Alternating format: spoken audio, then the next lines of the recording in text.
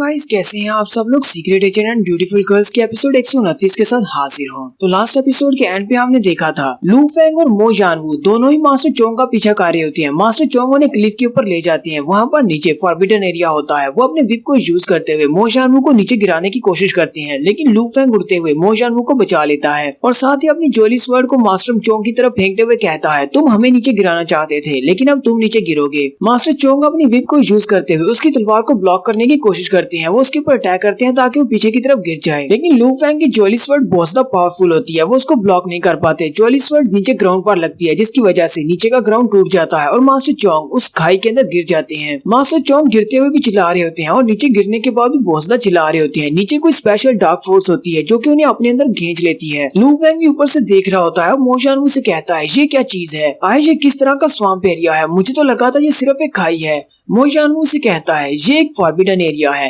हेलराम में इस तरह के काफी सारे फॉरबिडन एरियाज है, वहाँ पर जाना सख्ती से मना है क्योंकि अगर वहाँ पर तुम गए तो वहाँ पर जरूर मरोगे। शुक्र है कि तुम यहाँ पर थे, वरना मास्टर चोंग ने तो मुझे इस फॉरबिडन एरिया के अंदर गिरा ही दिया था। लू फेंग कहता है, कोई बात नहीं, आप ठीक है, इतना ही काफी है। मो जानवू से कहता है, अब जबकि मो क्लैन के मास्टर चोंग को हमने मार दिया है तो मेरा बदला पूरा हो चुका है। चलो अब जल्दी से वापस चलते हैं टैंक डियर और बाकियों के पास, अब तुम्हारा काम करते हैं। फिर वो दोनों ही वहाँ से वापस की तरफ मुड़ पड़ते हैं। नेक्स्ट सीन मू जुन लिंग का दिखाया जाता है, जहाँ पर उन सभी की फाइट स्टार्ट हुई थी और जहाँ पर उनके बाकी के सारे साथी उनका इंतजार कर रहे हैं। एंगान उनको देखती बहुत ज्यादा खुश हो जाता है और कहता है, हमारे बॉसेस वापस आ गए हैं। लू फेंग वहाँ पर आती है, उन सबसे कहता है, मास्टर चोंग को हम लोगों ने मार दिया है। जबकि मो जानवू उनसे कहता है, मास्टर चोंग के मरने से मेरा बदला पूरा हो गया है। अब मेरे और मो सेक्टर वालों के दरमियान में कोई भी झगड़ा नहीं है। वो सारी उनकी बातें सुनने के बाद बहुत ज्यादा खुश हो जाते हैं और कहते हैं, हमारे बॉसेस तो बहुत ज्यादा पावरफुल हैं। इन्होंने शेकल राम के 4th लेवल के बंदे को मार डाला, हालांकि इनकी कल्टीवेशन इतनी ज्यादा हाई नहीं है। वो मास्टर अभी भी वहीं पर होता है जिसने टैंक डियर पर अटैक किया होता है। वो उनसे कहता है, तुम लोगों को इतना खुश होने की जरूरत नहीं है। सोंगजू के 10 क्लैंस अब तुम्हारे दुश्मन हो जाएंगे और साथ ही सीमा फैमिली वाले भी, वो सारे तुम्हें नहीं छोड़ेंगे। हिवनली हेल राम में ऐसी कोई भी जगह नहीं है जहाँ पर अब तुम जाकर छुप सकते हो।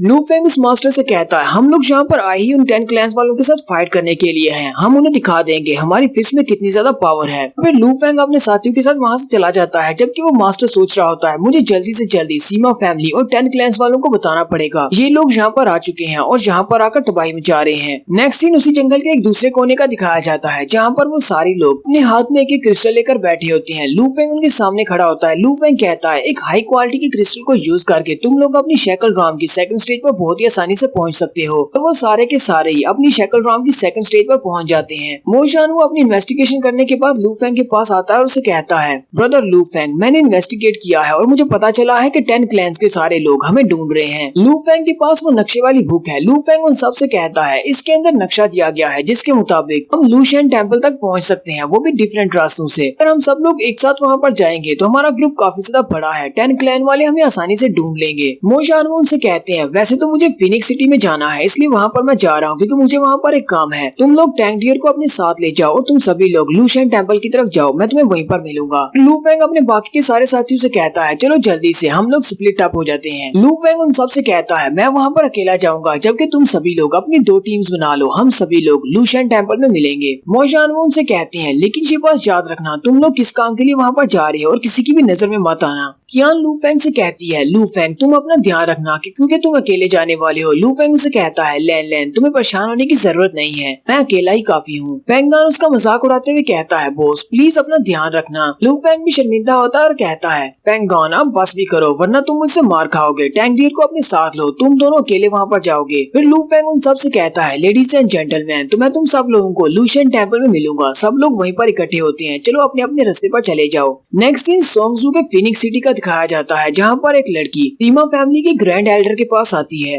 वो लड़की उनसे कहती है, सीनियर सीमा, मुझे लगता है कि जिन लोगों ने मो क्लैन के ऊपर अटैक किया है और साथ ही वीवो बिल्डिंग में यंग मास्टर सीमा को मारा है, वो सारे लोग अर्थ से आए हैं। ये वही लोग हैं जिन्होंने वहाँ पर क्लैन मैंस के ऊपर अटैक किया था। ग्रैंड एल्डर सीमा उसे कहते हैं, मैंने सुना है कि वो सारे लोग जो कि यहाँ पर आए हैं उनके लीडर का नाम लू फेंग है। अरे 10 मैसेंजर जो कि अर्थ पर गए थे ने उन सभी को हरा दिया और वो भागकर वहाँ से वापस आए हैं। मुझे तो इस बात पर यकीन नहीं हो रहा कि अर्थ से कितना पावरफुल वॉरियर यहाँ यहाँ पर आ सकता है। ग्रैंड एल्डर सीमा कहते हैं ये सारे लोग बहुत ज्यादा नोटोरियस हैं और उनकी वजह से हमारे 10 क्लैन के ऊपर एक दब्बा लग गया है। उन लोगों को क्या लगता है कि वो ह्यूमनली हेल रॉम में आकर जो चाहे वो कर सकते हैं। नहीं, ऐसा नहीं होने देंगे। इसलिए हम लोग फिलहाल के लिए पैसेज को बंद कर देते हैं ताकि वो दोबारा अर्थ पर वापस न जा सके और यहीं पर ढूंढकर उनको मार डालते हैं। वो लड़की उनसे कहती है ग्रैंड एल्डर अगर आप चाल चलने वाले हैं तो फिर वो हमारे जाल में बहुत ही जल्दी फंस जाएंगे। और साथ ही मेरे एक स्टूडेंट ने मुझे बताया है वो लोग यहाँ पर मेरी एक गॉडेस को लेने के लिए आ रहे हैं, क्योंकि कुछ अर्सा पहले मैं अर्थ से एक गॉडेस को अपने साथ लेकर आई थी। इसलिए मुझे लगता है कि हमें जाल बिछाने की भी जरूरत नहीं है। वो लोग यहाँ पर लूशियन टेम्पल में जरूर आएंगे अपनी उस गॉडेस को लेने के लिए। नेक्स्ट सीन एक दिन के बाद का दिखाया जाता है। किंग चू बाकी की दोनों लड़कियों के साथ लूशियन टेम्पल के बाहर पहुँच जाता है। किंग चू दीवार के साथ छुप कर देख रहा होता है। किंग चू कहता है यहाँ पर तो बहुत सारे वॉरियर्स हैं, लगता है कि 10 क्लैंस वालों ने अपनी सिक्योरिटी को टाइट कर दिया है क्योंकि वो सारे हमें ढूंढ रहे हैं।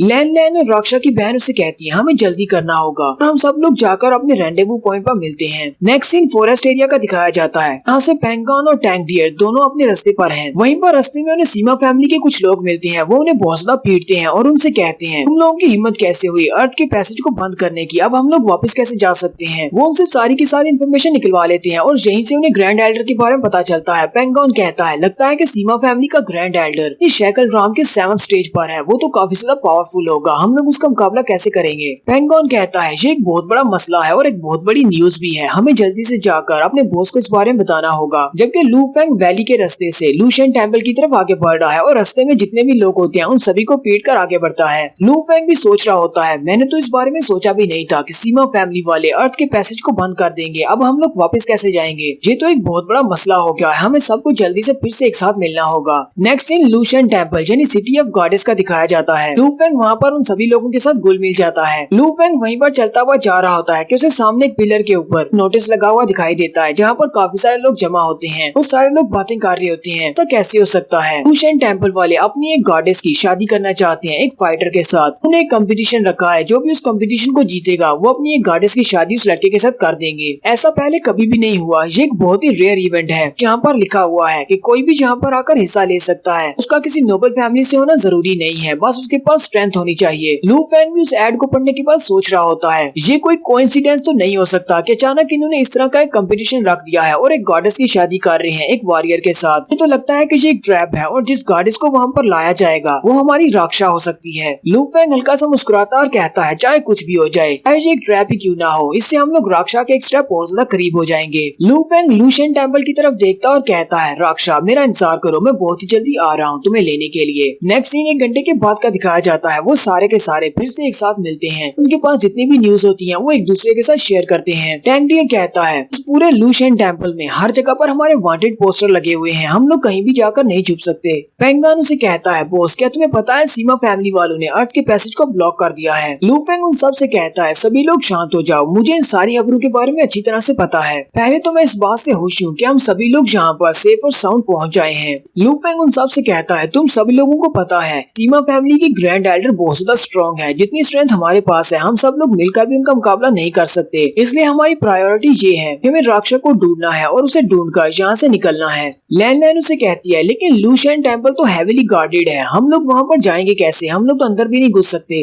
लू फेंग कहता है हमारे पास एक बहुत ही अच्छा मौका है, हम लोग टूर्नामेंट में हिस्सा ले सकते हैं और लूशियन टेम्पल के अंदर बहुत ही आसानी से घुस जाएंगे। नेक्स्ट सीन अगले दिन का दिखाया जाता है। वो सारे लोग उस टूर्नामेंट वाली जगह पर पहुंच जाते हैं। लू फेंग कहता है सोंगसू की सारी पावरफुल फोर्सेस और सारी फैमिलीज यहाँ पर आई होंगी इस टूर्नामेंट में हिस्सा लेने के लिए, इसलिए तुम लोगों को बहुत ज्यादा एहतियात करना होगी, किसी की भी नजर में मत आना। पेंगॉन लू फेंग से कहता है बॉस क्या तुम्हें वाकई में लगता है इस टूर्नामेंट के इनाम के तौर पर जिस गॉडेस को रखा गया है क्या वो गॉडेस वाकई में हमारी सिस्टर रक्षा हो सकती है। लू फेंग उसे कहता है मुझे इस बारे में नहीं पता, हो सकता है कि वो रक्षा ना हो, लेकिन हम लोग इस तरह लूशियन टेम्पल में तो घुस पाएंगे और इसी दौरान टैंक डियर और लैन लैन रक्षा के बारे में कोई ना कोई सुराग ढूंढ लेंगे। साथ ही नेक्स्ट सीन टैंक डियर और लैन लैन का दिखाया जाता है जो कि लूशियन टेम्पल के किसी एक एरिया में छुपे होते हैं। वो एक दरख्त के ऊपर बैठे होते हैं। टैंक डियर दोनों लड़कियों से कहता है टेम्पल के अंदर जितने भी भी मर्द थे वो सारे के सारे इस टूर्नामेंट को अरेंज करने के लिए गए हुए हैं। यहाँ पर गार्ड ड्यूटी पर हैं। ये हमारे लिए एक बहुत ही अच्छा मौका है अंदर घुसने का, लेकिन सबसे पहले हमें अपना बेस बदलना होगा। लैंड उसे कहती है, मैंने 1000 हैंड शूरा की टेक्निक को मास्टर कर लिया है और उसकी मदद से मैं अपने चेहरे को चेंज कर सकती हूँ। फिर लैंड जंप करते हुए अंदर चली जाती है, साथ ही अपनी 10,000 शूरा टेक्निक को यूज करती है। लैंड कहती है, ये तो अच्छी बात है कि 10,000 शूरा टेक्निक से मैं बहुत सारे फेसेस को चेंज कर सकती हूँ। लैंड जल्दी से अपना बेस बदल लेती है और कहती है, लू फैंग इस बार मैं तुम्हारी हेल्प जरूर करूंगी। और वो वहाँ पर बाकी जो लड़कियां होती हैं उनके साथ जाकर घुल मिल जाती है। जबकि दूसरी तरफ अरीना के बाहर एक टेस्ट हो रहा होता है। उन्होंने वहाँ पर क्रिस्टल रखा होता है, रिंग्स वाला क्रिस्टल, जो कि उनकी स्ट्रेंथ को मापने के लिए है। इस कंपटीशन में सिर्फ वही लोग हिस्सा ले सकते हैं जिनकी पावर से 6 रिंग बनेंगे। जबकि वहीं पर उनके एग्जामिनर भी खड़े होते हैं जो कि उनके नाम लिख रहे होते हैं और उनको टेस्ट कर रहे होते हैं। वहाँ पर काफी सारे बच्चे आकर उस क्रिस्टल के ऊपर हाथ रखते हैं और बहुत सारे बच्चे फेल हो जाते हैं। जबकि वहीं पर एक यंग मास्टर आता है जो कि गू फैमिली का यंग मास्टर होता है। वो क्रिस्टल पे हाथ रखता है तो उससे 6 रिंग्स बनते हैं। एग्जामिनर कहता है, तुमने टेस्ट पास कर लिया है, तुम इस कंपटीशन में हिस्सा ले सकते हो। उस यंग मास्टर का नाम गुटियान होता है और वो अपनी शैकल राम की 3rd स्टेज पर है। उसके बाद एक और यंग मास्टर आता है जिसका नाम होंगजू होता है और वो भी टेस्ट पास करता है और वो भी अपनी शैकल राम की 3rd स्टेज पर है। बाकी के सारे कंटेस्टेंट्स काफी ज्यादा हैरान होते हैं क्योंकि उनमें से कुछ ऐसे कंटेस्टेंट्स भी होते हैं जो कि अपनी शैकल राम की 3rd स्टेज पर है, लेकिन उनकी पावर से 7 या 8 रिंग्स भी बनते हैं, यानी कि उनकी स्ट्रेंथ ज्यादा है। नॉर्मल लोग तो काफी ज्यादा हैरान होते हैं और कहते हैं, यहाँ पर तो बहुत ही पावरफुल वॉरियर्स आए हैं, क्या हम लोग इनके सामने टिक पाएंगे? वो गॉडेस तो इन सभी को मिलने वाली है। एक्स किंग चू की बारी होती है। किंग चू क्रिस्टल के ऊपर हाथ रखता है तो 6 रिंग्स बनती हैं। एग्जामिनर कहता है, ये लड़का पास हो गया है। किंग चू ने अपना नाम शेंजू चू बताया होता है, साथ ही उसने अपना गलत एड्रेस और गलत फैमिली बताई होती है। सुनने वाले भी काफी हैरान होते हैं और कहते हैं, हमने कभी इस यंग मास्टर के बारे में नहीं सुना, ये हीवनली हेल राम के कौन से एरिया से आया होगा? किंग चू के बाद लू फैंग की बारी आती है। लू फैंग क्रिस्टल के ऊपर हाथ रखता है और साथ ही अपने हाथ को पीछे हटा लेता है, हालांकि उसकी पावर से 6 रिंग्स बनती हैं। एग्जामिनर हैरान हो जाता है और कहता है, जब तक टेस्ट पूरा नहीं होता तुम क्रिस्टल के ऊपर से अपना हाथ नहीं हटा सकते। लू फैंग कहता है, लेकिन मैंने क्वालिफाई तो कर लिया है, यहाँ पर सिर्फ 6 रिंग्स की बात हुई थी कि 6 रिंग्स दिखानी है। और साथ ही लू फैंग सोच रहा होता है, अगर मैंने ज्यादा देर तक इस क्रिस्टल के ऊपर हाथ रखा तो ये क्रिस्टल टूट जाएगा, बिल्कुल लास्ट टाइम की तरह। मैं नहीं चाहता कि यहाँ पर सारे लोग बहुत ज्यादा डर जाएं, क्योंकि मुझे अपनी लो प्रोफाइल रखनी है। और यहीं पर हमारी एपिसोड 129 का एंड होता है। एक्सप्लेनेशन अच्छी लगी हो तो कमेंट करके जरूर बताइएगा। चैनल को सब्सक्राइब कर दें, वीडियो को लाइक और शेयर कर दें। शुक्रिया।